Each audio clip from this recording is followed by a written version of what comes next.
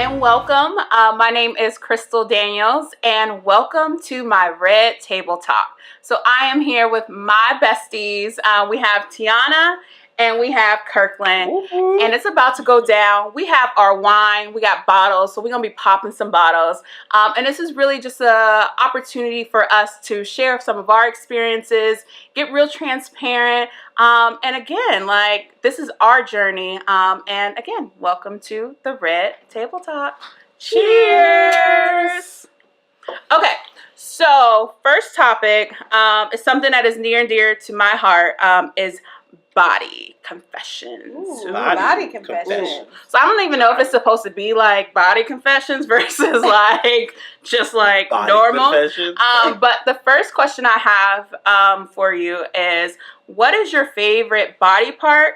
And like, when did you realize that that was your favorite body part, or like, what was the story behind of how you got to your favorite body part?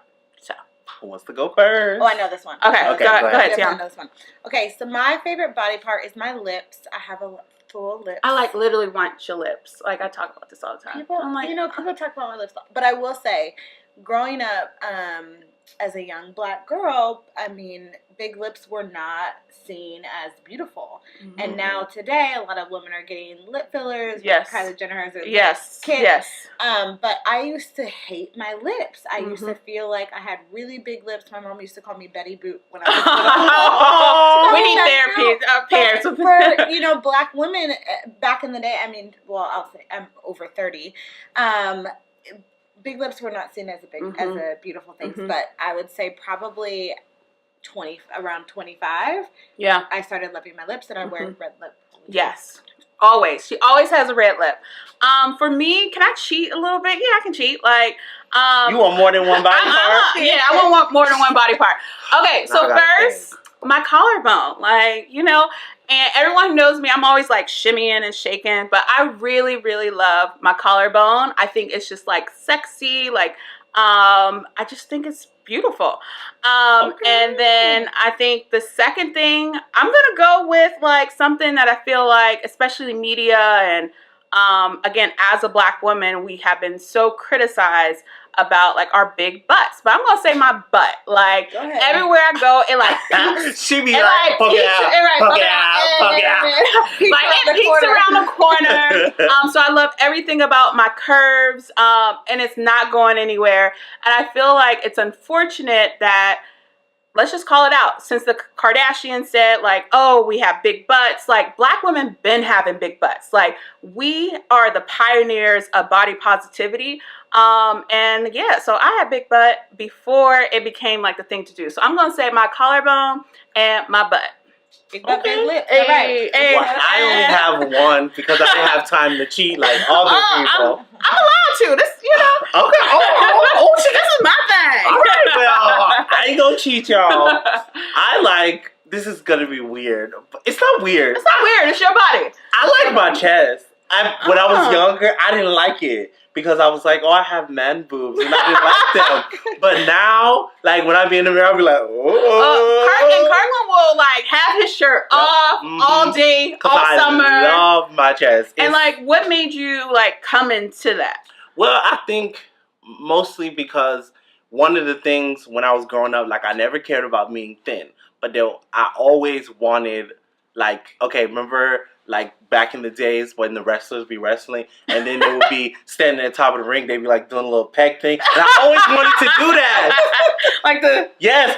So then I realized that being a big guy gave me the opportunity to, like, so I was like, yeah, all right. I got it. I don't need to have muscles for that. So that's what I felt. Cool. So one thing, again, just having a social media platform and presence. What my blog is, Society of Harlow, is all about is like body empowerment. And so my question is, like, how do we think media has played into the perception of self-love or like even body diversity? So like let's talk about that. Okay. Media. All right. Well, for me, I think on the male spectrum, body definitely played a big role because when we were in school, it was like who had, even though we were teenagers, but who had the best six pack, who could do the most push-ups. So it kind of, you already grow up into the society where you're intended to look a specific way. Mm-hmm. You're supposed to have, Yep. your arms are supposed to be Yep. ripped. You're supposed Yep. to have this kind of chest, this kind of muscles, and things like that. And then growing up and then reading magazines, that is reinforced again. So it's like everywhere you go as a guy, you're Yeah. seen to look a specific way. And then especially being a black man, you're supposed to look extra buff. Yes. Because you have to have the that image like, of this like Africans. Man, African king. Yeah. So it's like, Right. it's double on top Yeah. of just being Yeah. a guy. Yeah. I think for me, so I'm gonna just give a shout out to my mom, because I feel like Go ahead, mama. Daniels.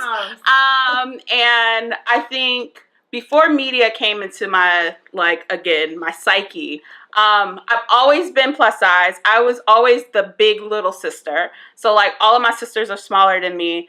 I'm the tallest. I'm the plus size-iest. I'm the thickest or fattest, like whatever you want to call it. And from an early age, she always instilled in me like, oh, you're tall. You better, like, I wear heels all day, every day. And that's because like I was taught to like walk in, stand in your presence. And even as a plus size woman, as a tall plus size woman, I see so many people like shrink and try to like shrink themselves. And so I think for me, that's why people are like, how do you like stay confident? I'm like, kind of, my mom already like instilled those things. So when I get to social media and media, or just media in general, like I'm not as impacted, but I will say I am. I think for me, personally, I'm just a confident person. I have like some days where I'm like, ooh, and then some days I'm like, my saggy boobs that I just been talking about, or whatever the case may be. They But ain't saggy, y'all. they're a little saggy. It's okay. They Right, we got saggy boobs. It's okay. But one thing I wanted to say is that for me, what like body, it's not even about self-confidence or the images of media.